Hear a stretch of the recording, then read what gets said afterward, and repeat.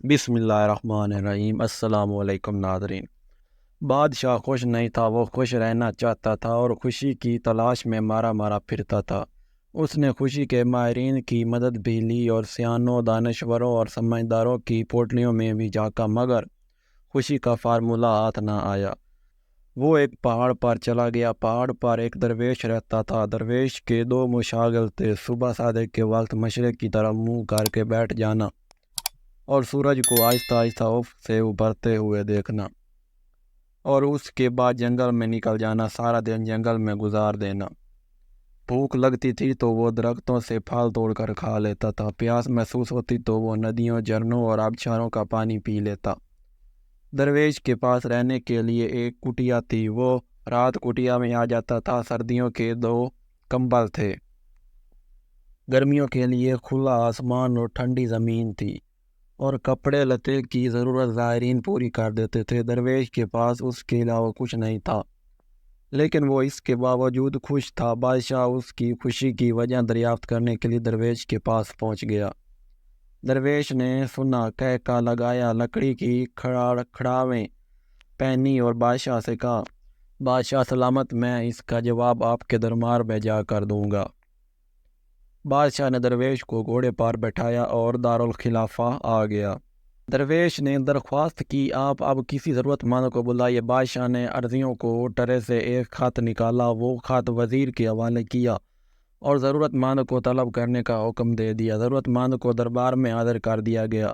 درویش نے بادشاہ کے کان میں سرگوشی کی: آپ حکم جاری کریں۔ اے ضرورت مند، تم جاؤ، میری سلطنت میں دوڑو۔ تم سورج غروب ہونے تک زمین پر جتنا بڑا دائرہ بنا لو گے، وہ زمین تمہاری ہو جائے گی۔ بادشاہ نے ضرورت مند کو حکم دے دیا۔ حکم جاری ہونے کے بعد بادشاہ درویش اور درباری محل کے سامنے کرسیاں بچھا کر بیٹھ گئے۔ ضرورت مند کو لکیر کھینچ کر ایک مقام پر کھڑا کر دیا گیا۔ بادشاہ کا رومال بھلا اور ضرورت مند نے دوڑنا شروع کر دیا۔ ضرورت مند نے دوڑ کے آغار میں وقت کو 2 حصوں میں تقسیم کر دیا: صبح سے زور تک آگے جانا اور زور سے مغرب تک واپسی کا سفر۔ ضرورت مند کا خیال تھا یوں وہ زمین کا بہت بڑا ٹکڑا ہتھیا لے گا۔ ضرورت مند سر پٹ بھاگتا رہا۔ زور کے وقت اس نے 400 ایکڑ زمین گھیر لی۔ فارمولے کے مطابق ضرورت مند کو اب واپسی کا سفر شروع کرنا تھا، لیکن وہ لالچ کا شکار ہو گیا۔ اس نے سوچا، میں اگر اپنی اسپیڈ بڑھا لوں تو میں عصر تک 100 ایکڑ زمین مزید گھیر لوں گا، اور میں اگر 80 سپیڈ سے واپس کے لیے دوڑوں تو میں مغرب تک واپس پہنچ جاؤں گا۔ میں آپ کو یہاں انسان کی فطرت کی ایک تھیوری بتاتا چلوں۔ انسان لالچی ہے اور لالچ میں 2 درجن خامیاں ہیں، لیکن اس کی سب سے بڑی خامی کا تعلق انسانی ذہن کے ساتھ ہے۔ اللہ تعالیٰ نے انسان کو تخمینہ لگانے، کیلکولیشن کرنے کی صلاحیت سے نواز رکھا ہے۔ ہم جب بھی کوئی چیز دیکھتے ہیں، ہمارا دماغ فوراً اس کے عرض بلد، موٹائی، وزن اور قیمت کا اندازہ لگاتا ہے، اور ہم اس کیلکولیشن کی بنیاد پر اگلے فیصلے کرتے ہیں۔ مگر جب ہم لالچ میں آتے ہیں تو ہمارا دماغ ایک عجیب کیمیکل پیدا کرتا ہے۔ یہ کیمیکل ہماری کیلکولیشن کی صلاحیت کو تباہ کر دیتا ہے، اور یوں ہم غلط فیصلے کرنے لگتے ہیں۔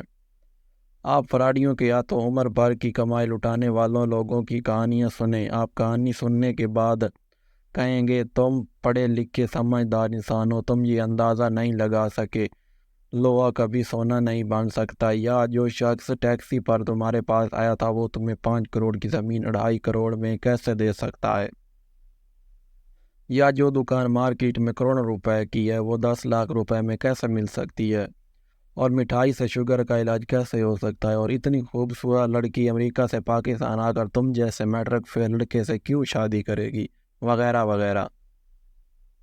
فراڈ کا نشانہ بننے والا عموماً یہ جواب دیتا ہے، بھائی جان وہ جادوگر تھا، اس نے میری عقل پر پردہ ڈال دیا تھا۔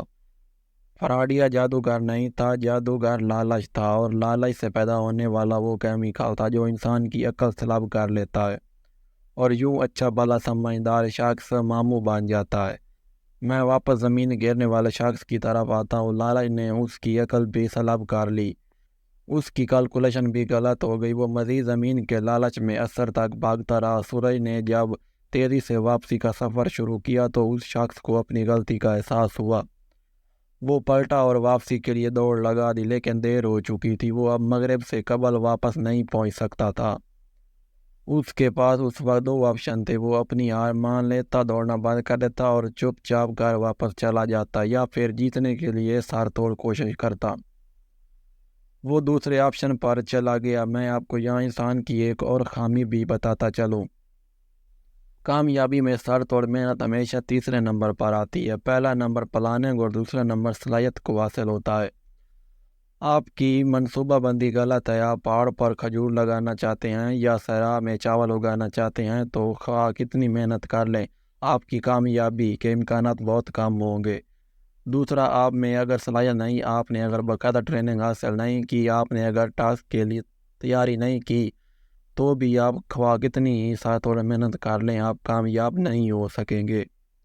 زمین گرنے والا بھی منصوبہ بندی اور صلاحیت دونوں سے عاری تھا، چنانچہ اس نے دوسرا فیصلہ بھی غلط کیا۔ اس نے سر توڑ کوشش کی، ٹھان لی، بھاگنے کی اسپیڈ بڑھا دی۔ وہ بری طرح تھکاوٹ کا شکار تھا، لیکن وہ اس کے باوجود دیوانہ وار دوڑ رہا تھا۔ وہ وقت پر پہنچنے کی کوشش میں اپنی سپیڈ بڑھاتا رہا، یہاں تک کہ اس کے پھیپھڑے پھٹ گئے، اس کے منہ سے خون جاری ہو گیا، لیکن وہ اس کے باوجود بھاگتا رہا۔ وہ بالآخر بادشاہ تک پہنچ گیا، لیکن گول پر پہنچنے کے بعد اس نے لمبی ہچکی لی، زمین پر گرا، تڑپا اور اپنی جان آفریں کے حوالے کر دی۔ وہ زمین جیت گیا تھا لیکن زندگی ہار گیا۔ درویش اپنی جگہ سے اٹھا، زمین پر گرے شخص کے قریب آیا، ہاتھ سے اس کی کھلی آنکھیں بند کی، بادشاہ کو قریب بلایا اور اس بد نصیب شخص کی لاش دکھا کر بولا، بادشاہ سلامت، عرض کے بھی اوپاری کبھی خوش نہیں رہ سکتے۔ یہ شخص مجھ سے بہتر زندگی گزار رہا تھا۔ میرے پاس کپڑوں کا ایک جوڑا، لکڑی کے جوتے، دو کمبل اور ایک پیالے کے سوا کچھ نہیں۔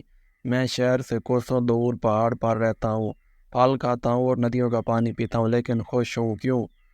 کیونکہ میں لالچ نہیں کرتا، جبکہ آپ میرے مقابلے میں اس شخص کے اثاثے دیکھیے۔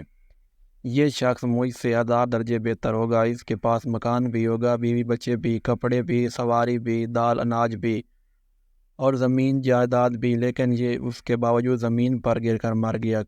کیونکہ یہ اپنے اندر کے لالچ انسان کو قابو میں نہ رکھ سکا۔ یہ دیوانہ وار خواہشوں کے پیچھے بھاگتا رہا، یہ کبھی کسی کو درخواست دے دیتا اور کبھی آپ کو عرض بھجوا دیتا۔ قسمت نے یاوری کی، اس کی لاٹری نکل آئی، آپ نے اسے زمین گرنے کی اجازت دے دی۔ یہ بھاگا، لیکن اس کا لالچ بھی اس کے ساتھ ہی دوڑ پڑا۔ یہ اگر سمجھدار ہوتا، یہ اگر درمیان میں قناعت کر لیتا، یہ رک جاتا، یہ جو حاصل ہو گیا اس پر اکتفا کر لیتا، یہ شکر ادا کرتا اور زندگی کو انجوائے کرنا شروع کر دیتا، تو یہ نعمت اس کے لیے کافی ہوتی۔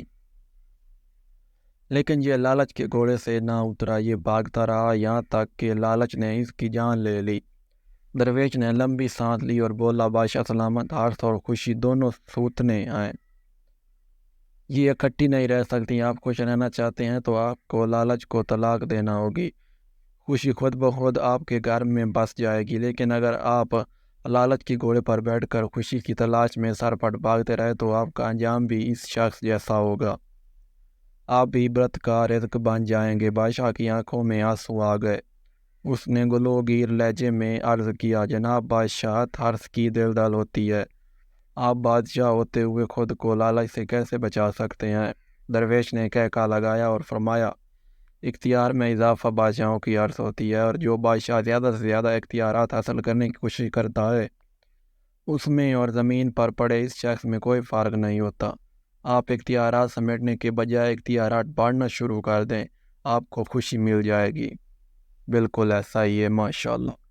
اگر ویڈیو پسند آئی تو ویڈیو کو لائک کر دیں، چینل کو سبسکرائب کر دیں، کمنٹ باکس میں اللہ کے 99 ناموں میں سے ایک نام لازمی لکھیں۔ ملتے ہیں نیکسٹ ویڈیو میں، تب تک کے لیے اللہ حافظ۔